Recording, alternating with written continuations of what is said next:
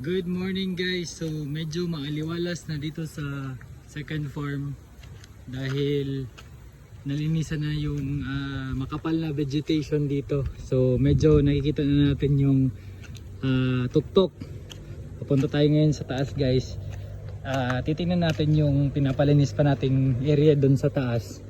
Check natin kung hanggang saan na yung naglilinis.